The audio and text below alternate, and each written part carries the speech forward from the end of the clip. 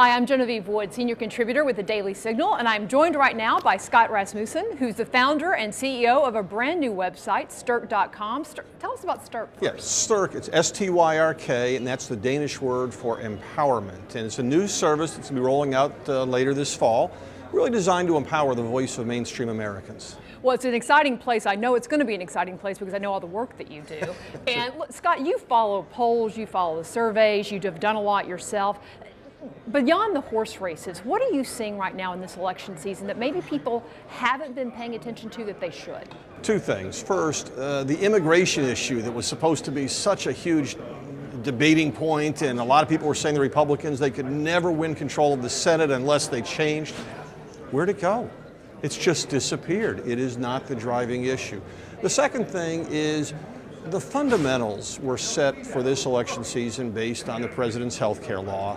And while there's lots of other issues out there, that is still the defining issue for this president. So you think Obamacare is still driving many voters, especially those who don't like it? Absolutely. To the polls? It's driving them to the polls. It's driving the president's job approval ratings down. And it's more than just the aspect of the issue. You know, we went back, there was a bad taste in people's mouth with the way it was implemented. There was no bipartisanship. There was a lot of evidence of public disapproval of it. And then there have been all the changes, the executive orders, and I think people were just tired of it. The president had this idea that he wanted to restore trust in government. Right now, there's probably less trust in government than there has been at any time since Richard Nixon left office. And that's a problem for whoever comes next, whether they're conservative or not so conservative. How unusual is the fact that, look, this is a president in his second term, he's only got 2 years left.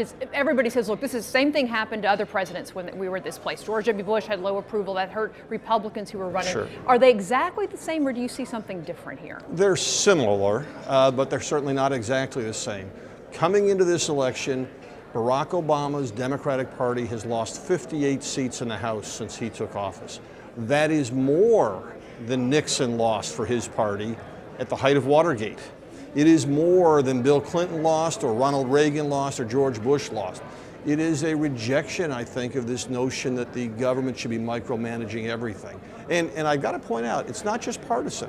There are a lot of Republicans in this town who share the idea that government should micromanage things. They just think they could do it better. Yeah, that's right. You're right about that. Well, a lot of them wouldn't have jobs if the government wasn't so big. That's true, exactly right. Final question for you. We don't know how things are going to play out on Tuesday. Obviously not, right? But what is the biggest advice you would give if Republicans take the Senate, which I think most people think they will, whether it's by 1 or 2 or 3 seats? What's the advice you'd give them? First thing is they have to do a couple of things they've promised. I mean, they have to have votes on the health care law to try and either replace it, repeal it, change it, but they've got to do something. And then they have to have a backup plan if the first one fails, where they can actually pass something in that same law. Next thing, I think they need to take some basic steps to try and restore trust in government, get rid of some of the cronyism, get rid of some of the bad taste that people have about process.